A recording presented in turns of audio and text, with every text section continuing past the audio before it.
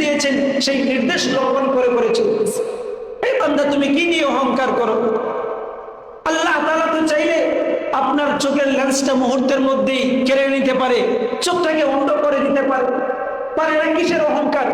আপনার আমার মতো কত লোক আছে যাদের চোখের দৃষ্টি হারিয়ে ফেলেছে।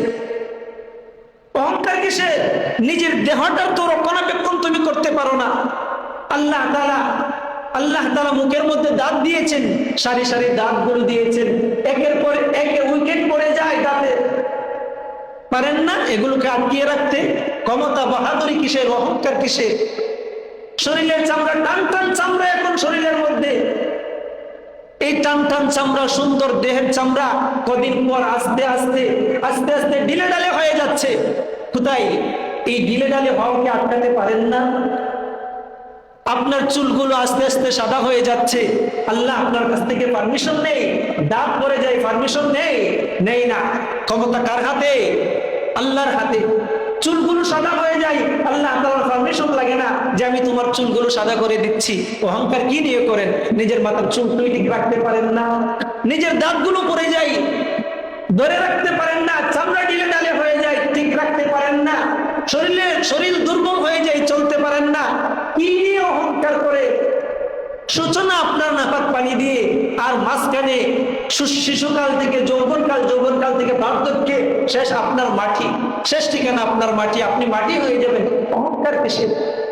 অহংকার যারা করেছে তারা দুনিয়াতেও শাস্তির সম্মুখীন হয়েছে, আল্লাহ তাআলার আযাবের সম্মুখীন হয়েছে, পরকালেও তাদের শাস্তি অবধারিত, পরকালেও তাদের শাস্তি অবধারিত।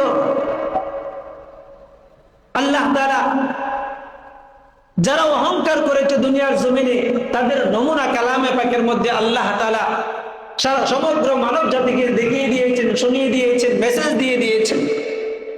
কারণ অহংকার করেছিল।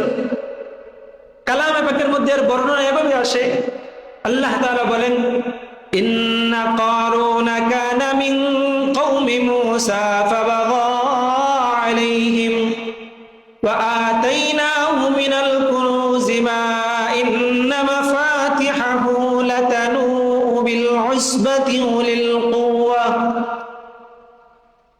কারুন ছিল মূসা আলাইহিস সালাতু ওয়াস সালামের সম্প্রদায়ের একজন লোক।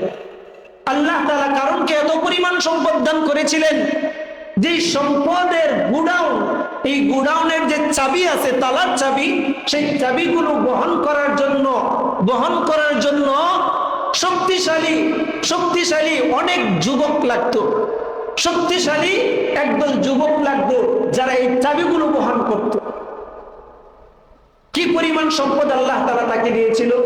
সেও আল্লাহ তাআলার কাছে, আল্লাহ তাআলার সঙ্গে অহংকার করেছে, আল্লাহ তাআলার সঙ্গে নাফরমানি করেছে, মানুষের সঙ্গে অহংকার করেছে। অহংকার করার কারণে আল্লাহ তাআলা এই কারুনের সম্পদ সহ কারুনকে মাটির নিচে দাবিয়ে দিয়েছে।